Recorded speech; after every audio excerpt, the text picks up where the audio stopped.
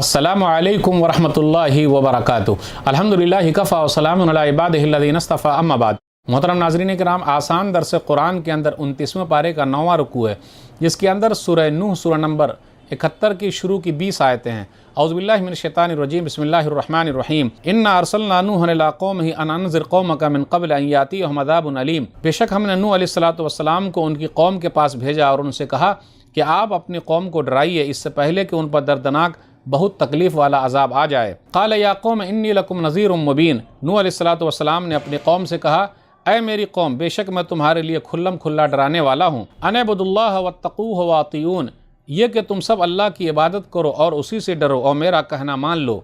यग़फ़िर लकुम मिन ज़ुनूबिकुम व युअख़्ख़िरकुम इला अजलिन मुसम्मा इन्ना अजलल्लाहि इज़ा जाअ ला युअख़्ख़र लौ कुन्तुम तालमून। अल्लाह तुम्हारे गुनाहों को माफ़ कर देगा और तुम्हें एक मुक़र्ररा वक्त तक मोहलत यानी छूट देगा। बेशक अल्लाह का मुक़र्ररा वक्त जब आ जाता है तो उसे टाला नहीं जा सकता, काश तुम्हें मालूम होता। क़ाल रब्बि इन्नी दअउतु क़ौमी लैलन व नहारा। नूह अलैहिस्सलातु वस्सलाम ने अल्लाह से कहा, मेरे रब, मैंने अपनी कौम को रात दिन दावत दी। फलम यज़िदहुम दुआई इल्ला फ़िरारा, लेकिन मेरी दावत ने भागने ही को ज़्यादा किया है, यानी मेरी दावत से वो लोग और भागने लगे। व इन्नी कुल्लमा दअउतुहुम लितग़फ़िर लहुम जअलू असाबिअहुम फ़ी आज़ानिहिम वस्तग़शव सियाबहुम वअसर्रू वस्तकबरू इस्तिकबारा।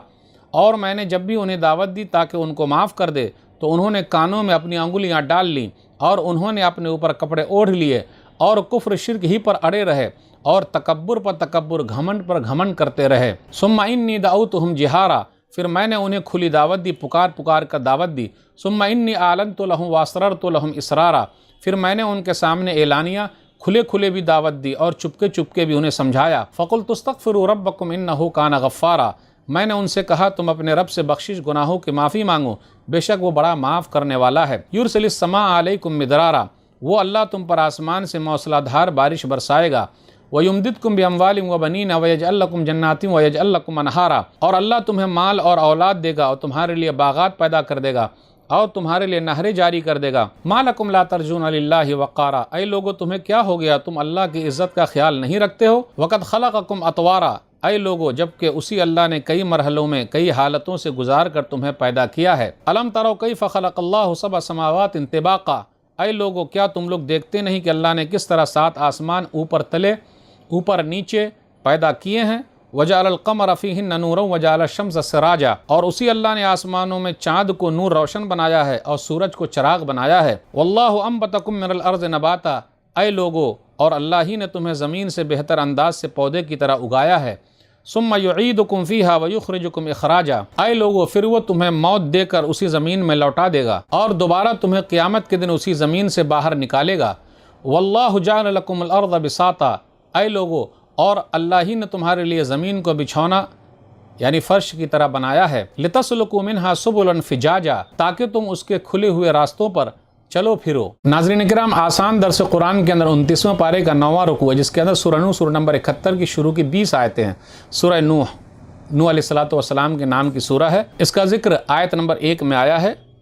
71 मक्की सूरह है। हिजरत से पहले मक्का और उसके आसपास उतरने वाली सूरत मक्की है। तरतीब के एतबार से भी ये 71 है। इसके अंदर 28 आयतें हैं और 2 रुकू हैं। सूरह नूह का खुलासा, सूरह नूह के पहले रुकू में नूह अलैहिस्सलातु वस्सलाम की दावत व तबलीग के बारे में कि अपनी कौम को दिन रात समझाया, इस्तिग़फ़ार के फ़ायदे गिना, अल्लाह माफ़ कर देगा, बारिश उतारेगा, माल औलाद देगा, बागात देगा और नहर जारी कर देगा। अल्लाह ने लोगों को पैदा किया, 7 आसमान बनाए, सूरज चाँद सितारे बनाए, ज़मीन में पौधे उगाए, इसी तरह क़यामत के दिन तुम लोग ज़मीन से निकलोगे। दूसरे रुकू में है कि नूह अलैहिस्सलातु वस्सलाम की कौम के कुछ नेक आदमी काफ़ी मशहूर थे जिसको लोग पूज रहे थे। 5 पीर जैसे वद, सुवा, यगूस, यऊक, नस्र।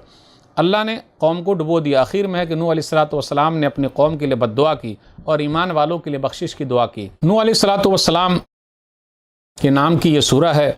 नूह अलैहिस्सलातु वस्सलाम पहले रसूल हैं। नूह अलैहिस्सलातु वस्सलाम को आदम सानी भी कहा जाता है।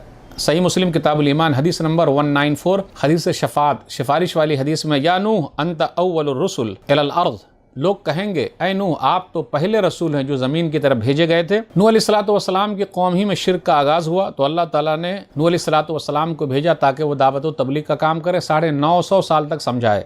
कहा जाता है चंद लोग ईमान लाए, 80 लोग थे।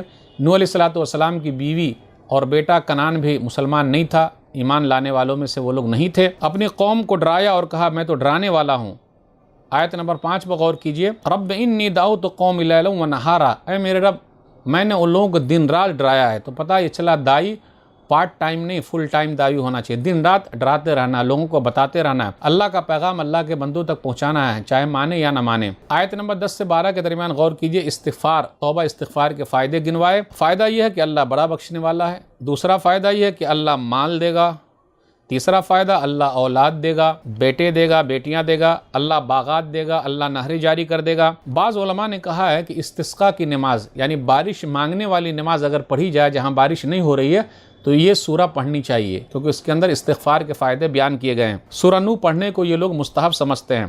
ایسر التفاسیر میں کہ حسن بصری رحمہ اللہ کے پاس کچھ لوگ آئے، ایک آدمی آیا اور اس نے کہا بارش نہیں ہو رہی ہے، تو حسن بصری رحمہ اللہ نے کہا استغفار کرو، استغفر اللہ پڑھو، اپنے گناہوں کو چھوڑ دو۔ ایک آدمی اور کہا فقر و فاقہ ہے، غریبی ہے، تو کہا استغفار کرو۔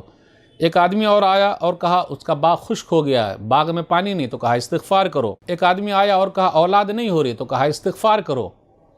تو لوگوں نے پوچھا حضرت آپ نے سب کو ایک ہی بات بتا دی جبکہ سب کی شکایت الگ الگ ہے، بارش نہیں ہو رہی ہے، غریبی ہے، فقیری ہے، باغ خشک ہو گیا ہے، اولاد نہیں ہو رہی ہے۔ تو کہا یہ تو وہی نسخہ ہے جو اللہ نے قرآن میں کہا ہے، میں نے اپنی طرف سے نہیں کہا۔